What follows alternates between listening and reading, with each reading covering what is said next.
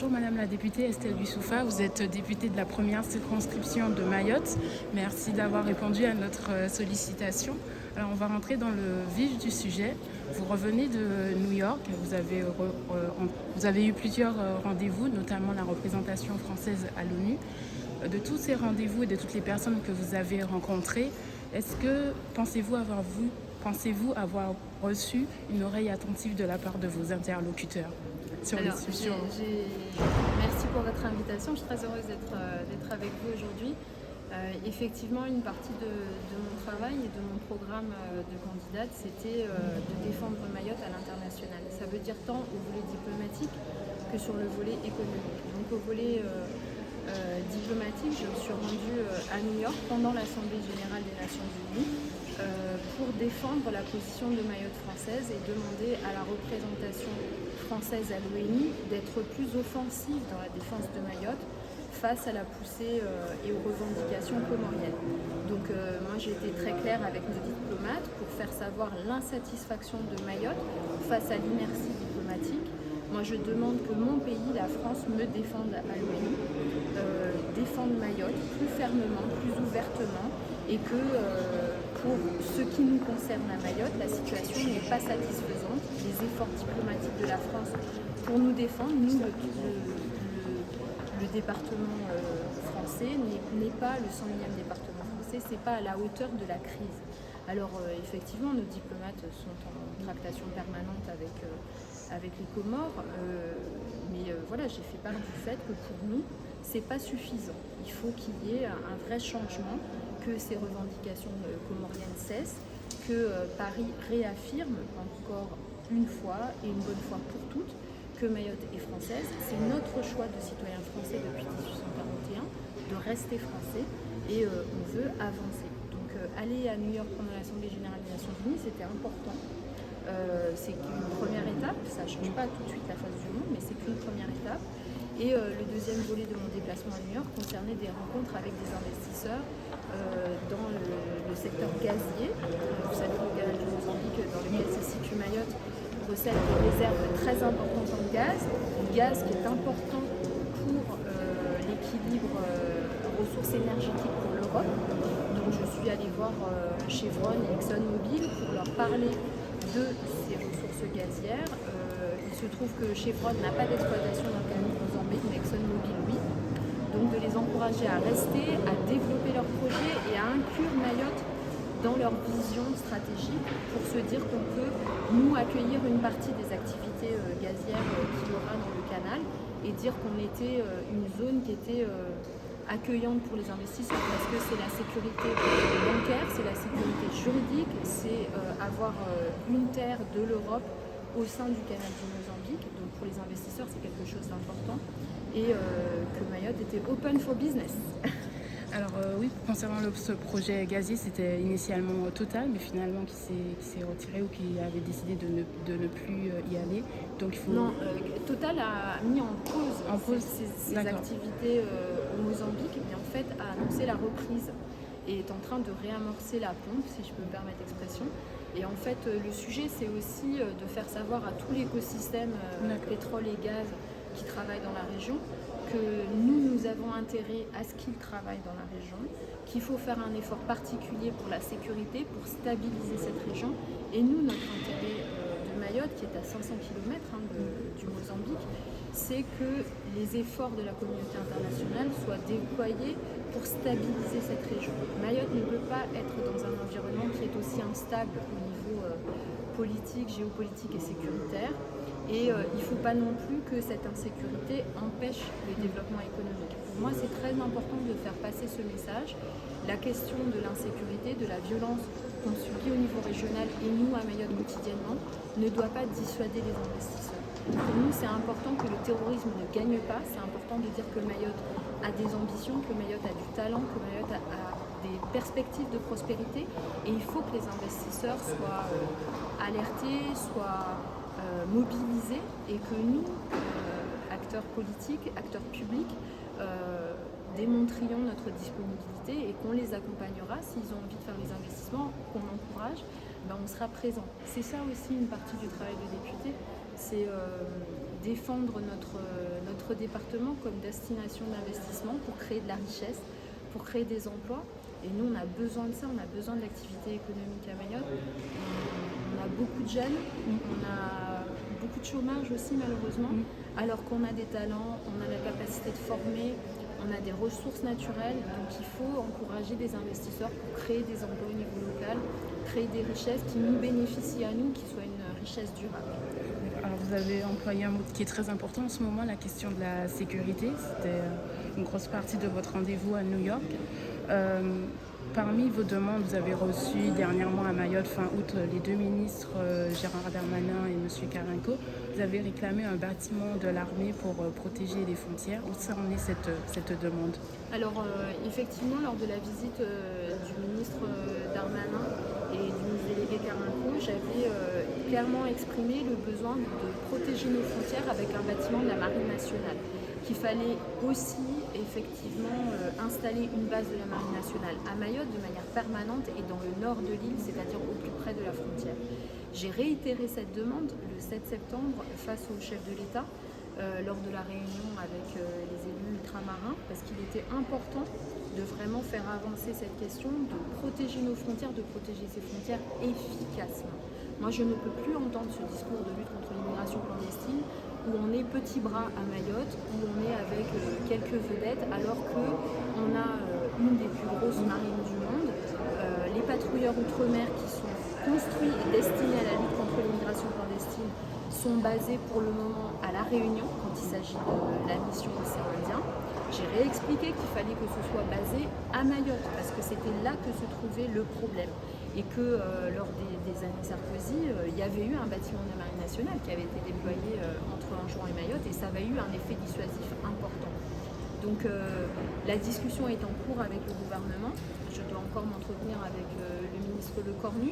Il y a la loi de programmation militaire qui sera présentée à l'Assemblée dans les prochaines semaines, et ce sera le moment pour le gouvernement de répondre à ma demande, de voir si on est entendu. Cette proposition, cette demande, elle est appuyée par l'ensemble de la classe politique à Mayotte. Je ne suis pas la seule à la porter, mais ça fait consensus pour appuyer nos gendarmes, nos policiers. Il faut qu'on arrête de simplement augmenter les reconduites à la frontière. Il faut effectivement protéger notre frontière. Et seul un bâtiment de la Marine nationale, avec l'ensemble des bateaux moins importants mais armés qui peuvent être déployés, c'est ce qui permettra de vraiment lutter contre l'immigration clandestine. D'accord. C'est bien parce que vous emprayez à chaque fois sur ma prochaine question. Oui, vous l'avez indiqué, vous avez participé au dîner de Macron. Alors, on sait que les Antilles demandent ce statut, demandent d'avoir plus de différenciation. Pour vous, en tant que député de Mayotte, quelle relation voulez-vous mettre en avant entre Mayotte et la France? Quel type de relation vous envisagez ou vous souhaiteriez? Mayotte, c'est la France. Je n'ai pas à réfléchir à une relation entre Mayotte et la France. J'ai à réfléchir hypothétiquement à une relation renouvelée au niveau institutionnel. Pour ma part, je ne vois pas l'utilité de changer le statut de Mayotte, qui est une région-département ou un département-région, et nous n'assumons pas l'intégralité de nos compétences à Mayotte. Donc avant d'aller tripatouiller le statut, ce qui semble être le sport préféré de certains élus, je pense qu'il faut aller au bout de ses compétences et assumer aussi de la part de l'État les transferts financiers qui sont relatifs à ces compétences. Ces discussions statutaires coïncident bizarrement avec le moment où l'État doit payer pour des investissements massifs dans les Outre-mer. Moi, je pense que c'est de bonne guerre que l'État essaye de se débarrasser du bébé en nous entraînant dans des discussions statutaires sans fin au moment clé. Mais c'est à nous, élus, d'être vigilants et de ne pas tomber dans le panneau. C'est-à-dire que ces discussions statutaires peuvent être la très bonne excuse pour l'inertie en matière d'investissements urgents qui sont nécessaires. Je veux parler de la piste longue, des routes, des ponts ou de la production d'eau potable. Ça ne concerne pas que Mayotte, ça concerne aussi les Antilles. Moi, je ne suis pas convaincue que quand vous parliez, je suis même certaine que quand je parle à mes concitoyens, les membres de mes territoires, les habitants de mes territoires, les questions institutionnelles ne sont vraiment pas au cœur de leurs préoccupations. Le quotidien, c'est quand même la cherté de la vie, l'insécurité, l'accès à l'eau, les difficultés de circulation, la cherté des billets d'avion. C'est certainement pas les débats de l'appel de Fort-de-France et les lubies de certains élus d'exécutifs qui ont pour seule ambition de doubler le nombre d'élus dans les collectivités, etc. Certes, plus de notables, je ne doute pas qu'il y ait de nombreux candidats sur... je pense que c'est pas là la priorité et l'urgence, et je pense pas que le message que nous ont envoyé les électeurs lors des précédentes élections n'allait pas non plus... l'interprétation n'est pas sur une question institutionnelle, l'interprétation elle est d'abord sur une question de détérioration de la qualité de vie dans les territoires. C'est un appel à l'aide pour les Outre-mer pour dire que la situation ne devient plus tenable, que ce soit sur les crises au niveau écologique, les crises au niveau de l'emploi, les crises au niveau de la réflexion sur la perspective, simplement la projection de ces territoires sur les prochaines décennies. Quels sont les projets pour les Outre-mer? C'est ça qui nous intéresse. Comment est-ce que nous, ultramarins, on réfléchit avec nos compatriotes à ce qu'on veut pour notre environnement? C'est pas dans une question statutaire du nombre d'élus, du titre de la Chambre, voilà, c'est pas là que ça se passe. Par contre, effectivement, je suppute qu'à quelques mois des sénatoriales, quand il s'agit d'aller brosser les grands électeurs dans le sens du poil, en leur promettant une hypothétique réforme institutionnelle qui leur donne plus de poids, j'ai le sentiment que ça marche auprès de certains, ça c'est sûr. Alors, vous prenez davantage, qu'on applique davantage les compétences pour développer, faire développer Mayotte. C'était le projet de la loi Mayotte qui a été un peu mis en stand-by. Où ça en est? Est-ce que vous avez des explications de la part du gouvernement sur cette... Alors moi, je ne partage pas votre lecture de la loi Mayotte. Je pense que la loi Mayotte ne contenait pas justement ce dont Mayotte a besoin. C'est pas que mon avis, ça a été unanimement rejeté. Donc un projet de loi développement Mayotte où il n'y a pas une seule fois écrit le mot économie, ça vous dit beaucoup sur le manque d'ambition du texte. La question de la loi Mayotte a été, lors de mes premiers entretiens avec les membres du gouvernement, totalement écartée, et puis c'est revenu dans la discussion par un mystère que je ne m'explique pas encore. Je suppose qu'on aura des clarifications. Mais voilà, ce sera édifiant. Le sujet, c'est pas tellement de savoir comment est-ce qu'on appelle la chose. Le sujet, c'est de voir ce qu'on fait. Moi, je suis pas quelqu'un de... Je suis nouvelle à l'Assemblée nationale. Je pense que j'amène, par mon expérience au sein du collectif et mon expérience au sein du journaliste, une approche qui est très pragmatique.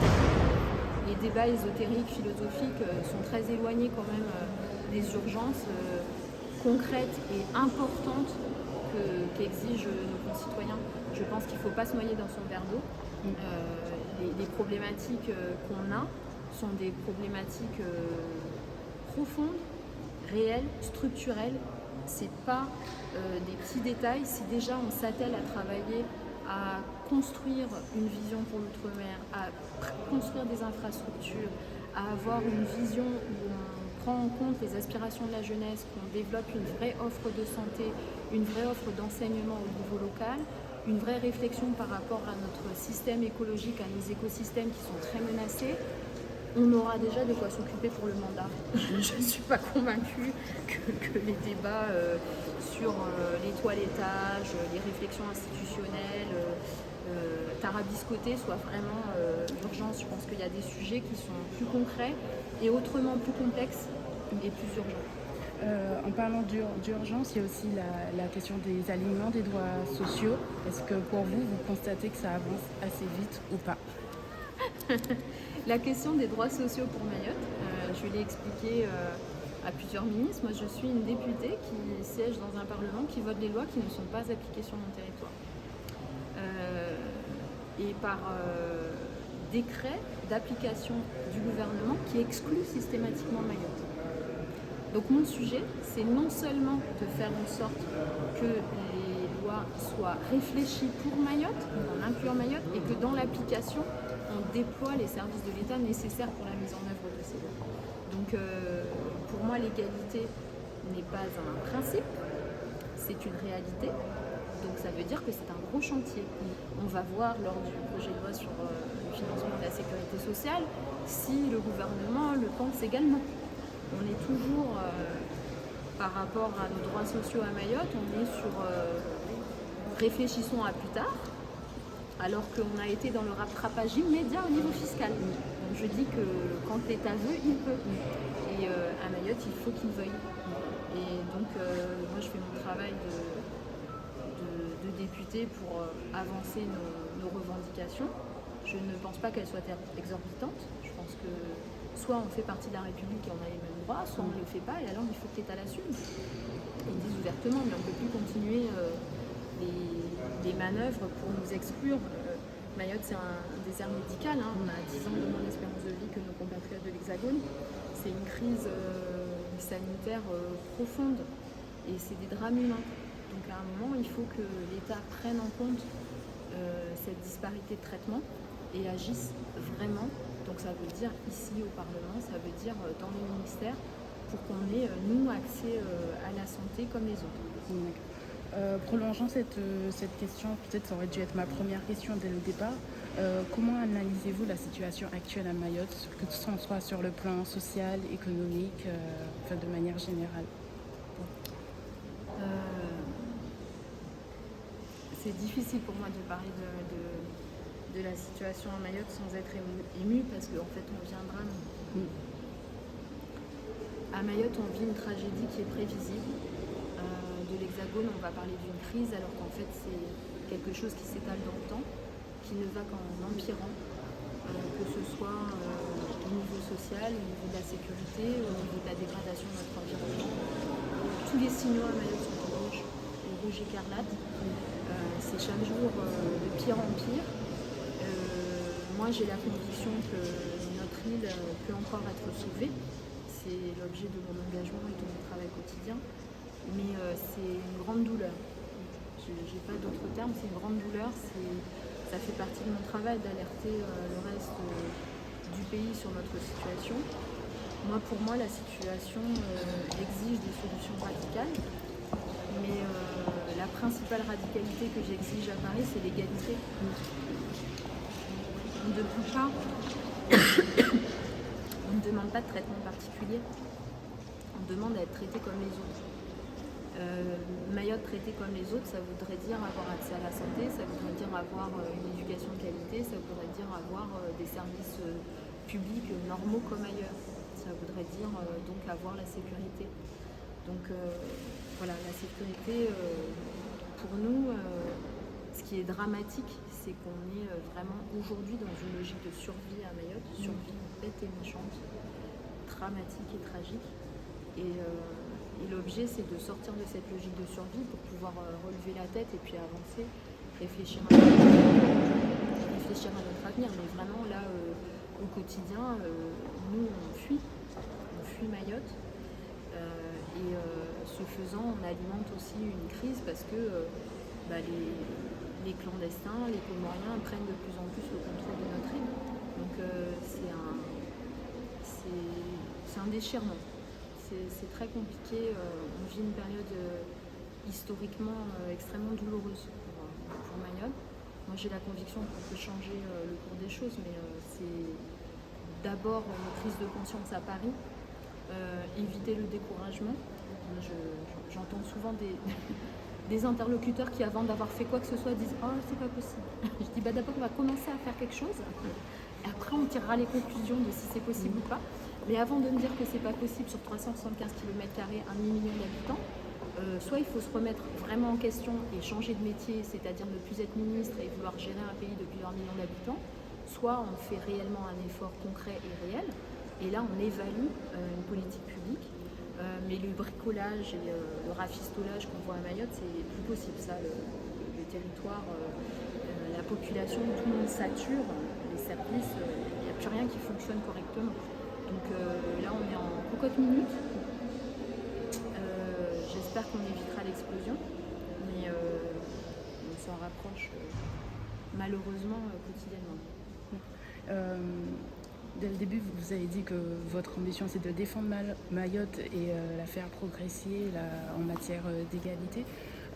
Comment observez-vous, par les différents interlocuteurs que vous rencontrez ou vous discutez de Mayotte, comment observez-vous le regard qu'ils portent sur Mayotte? Est-ce que c'est un regard trop étriqué ou un manque de connaissances selon vous? Comment analysez-vous ça? Je vous mets au défi de situer Mayotte sur une carte. Nous sommes très peu nombreux, vous êtes très chanceux de nous rencontrer, parce qu'on n'est pas nombreux. On est le 101e département et probablement le département français le moins connu par nos compatriotes, on le sait, même si on est français depuis 1841. Ce qui est dur à vivre, c'est le sentiment d'être des Français par effraction. Nous, on est très attachés à notre pays. Est-ce que notre pays est très attaché à nous? C'est une question qui peut se poser. Surtout quand beaucoup d'interlocuteurs élus ou publics questionnent le fait que Mayotte soit française. Surtout quand on voit différents services qui sont pleins de capacités, d'intelligence, subitement ne pas savoir quoi faire à Mayotte. Voilà, il y a une espèce de découragement automatique qui est quand même très pénible. Il y a pour nous le sentiment d'un discours bien rodé d'échec annoncé. Donc c'est la prophétie autoréalisatrice, hein, c'est je peux pas, j'y arrive pas, oui, mais enfin t'as jamais essayé, t'as jamais fait. Donc, moi je pense qu'il faut d'abord commencer et faire. Mayotte, j'aurais voulu qu'on parle davantage de nos richesses, de notre culture, de notre patrimoine culturel qui est exceptionnel, de notre richesse linguistique, de la beauté de nos paysages. Mayotte, malheureusement, s'est résumé au maquis, aux tortues, au clandestin. C'est tout sauf ça. C'est en tout cas certainement pas que ça. Et donc c'est compliqué de voir que notre trésor est réduit à ça, de voir aussi que on est depuis très peu de temps l'objet de quelques attentions et qu'elles soient tournées principalement vers nos problèmes est quand même douloureux à voir. C'est aussi une partie de ma mission de changer la perception de Mayotte, de faire comprendre que nous sommes une zone stratégique pour la France, que nous sommes des contributeurs nets à la richesse nationale, que nous sommes des citoyens français depuis 1841, pas des nouveaux arrivés dans la République, que nous avons autant de droits que de devoirs et que nous les accomplissons de bon cœur, mais que la réciproque est vraie aussi avec le reste de nos compatriotes. Et donc changer cette perception n'est pas une mince affaire. On est noirs, on est la plupart des Mahorais musulmans, on fait face à de nombreuses discriminations et pour autant ce qui est compliqué, c'est de voir que le regard du reste de l'Hexagone envers nous n'est pas nécessairement aussi bienveillant et aimant que ce qu'exprime Mayotte envers le reste du pays. D'accord. Pas très loin dans mes questions. Prochainement, les ministres Gérard Darmanin et Karine ont promis de revenir. Quelles sont vos attentes lors de cette visite? Un patrouilleur outre-mer? L'égalité? On aura eu le débat sur la sécurité sociale, donc on verra ce qui restera. Je n'ai pas d'illusion sur le fait qu'il y aura encore des débats à avoir. Donc on remettra sur le tapis les sujets sur lesquels on n'a pas avancé. Et puis effectivement, il y aura le débat sur le patrouilleur outre-mer et comment est-ce qu'on muscle la défense de nos frontières. Il y aura le débat sur le visa Schengen. Est-ce qu'on lève l'exception au niveau territorial pour les permis de séjour à Mayotte? C'est très important. Moi, j'ai expliqué au chef de l'État que si Mayotte porte le poids de l'immigration clandestine, le reste du pays devait le porter aussi. On ne peut pas tout cumuler. La plus grosse crise migratoire de France sur le territoire le plus pauvre et le plus exigu. Enfin, je veux dire, c'est pas tenable. Donc, ouais, on a deux, trois choses à discuter. Est-ce qu'il y aura il y a l'université de plein exercice pour les BNI, il y a de nombreux sujets. Parce que là, c'est des dossiers un peu sécuritaires, machin. Est-ce qu'il y aura un angle social à cette visite ou, Oui, j'ai évoqué qu'il y avait la question des droits et donc de l'alignement sur le niveau des droits sociaux. Il y aura également la question de la progression économique, c'est-à-dire que nous, on a toute une économie à construire, sinon à reconstruire, donc que ce soit pour le secteur agricole ou pour le secteur halieutique, il y a des richesses qu'on doit apprendre à mettre en valeur, à exploiter et à à exporter de manière à ce que ça crée des richesses et des emplois à Mayotte. Donc nous, on a beaucoup de jeunes, il y a des talents, il faut qu'on arrive à les accompagner pour avoir des formations qui soient de qualité et que quand certains quittent l'île, ils puissent rentrer. C'est-à-dire que comme ailleurs en Outre-mer, quand les ultramarins quittent, il y a évaporation de ces talents. Donc c'est problématique pour nos territoires parce que nos forces vives s'en vont. Donc comment est-ce qu'on réoriente notre politique d'enseignement supérieur, comment est-ce qu'on réoriente notre système économique de manière à garder nos talents, à les promouvoir, à les mettre en avant pour qu'ils aient des progrès de carrière, qu'ils puissent s'épanouir à la hauteur de leurs talents. C'est-à-dire qu'on ne peut pas rester dans une logique où on importe les cadres, on reste dépendant de l'extérieur. On doit aussi vraiment arriver à créer une richesse endogène et un développement endogène. D'accord. Alors ma dernière question, ce sera bientôt l'examen du budget Outre-mer. C'est budget tout court, c'est pas budget Outre-mer. Oui, du budget, projet de loi de finances. Voilà, du projet de loi de finances, je voulais dire. Quelles sont vos priorités? Je crois que vous allez être vigilante lors de cet examen. Alors pour nous, dans le projet de loi de finances, il y a plusieurs sujets. Il y a la question de la taxation de CMA-CGM, des super profits. Il y a la question de la taxation sur les carburants pour le kérosène de l'aérien qui touche directement, qui impacte les prix pour les billets d'avion. Il y a la question des boucliers qualité-prix pour mettre en place, il doit y avoir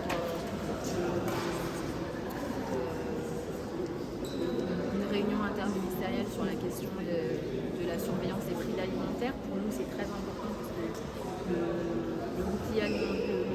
les prix d'alimentaire à Mayotte sont les plus chers de l'outre-mer. C'est vraiment une question importante. Il y a la question effectivement de savoir si on aura des niches fiscales qui permettent à nos entreprises de vraiment se remettre post-Covid. Donc ça c'est important. Il y avait des mécanismes qui avaient été mis en place précédemment, de savoir s'ils sont maintenus et prolongés.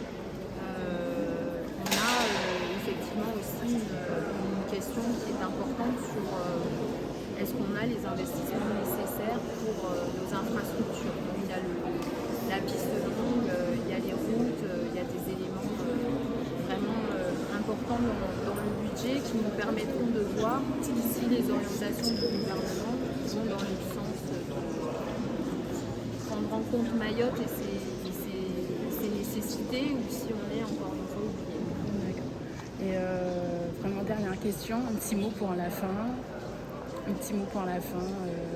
Moi, je voulais parler du fait que j'étais vice-présidente de la délégation Outre-mer. C'est un rôle qui me tient très à cœur. Je pense que nous sommes à une période historique pour les Outre-mer où on est une nouvelle génération d'élus ultramarins à l'Assemblée. On essaie de dépasser nos questions partisanes pour travailler ensemble pour nos territoires. Je pense que c'est important. On a souvent des problématiques communes et donc on met ensemble nos intelligences et nos apprentissages pour essayer de faire une vraie différence sur le terrain pour nos administrés. Moi, c'est un honneur et un plaisir de discuter avec mes collègues ultramarins et j'ai hâte de pouvoir mettre aussi mes capacités au service du plus grand nombre. C'est une partie de ma mission et c'est très enrichissant. Est-ce qu'il y a déjà des travaux qui ont été fixés, des rapports que vous allez lancer? On est en train de déterminer quelles sont les discussions et les thématiques sur lesquelles on va travailler. Moi, je pense que sur la question de la sécurité alimentaire, sur la question de la sécurité énergétique, il y a vraiment des sujets communs.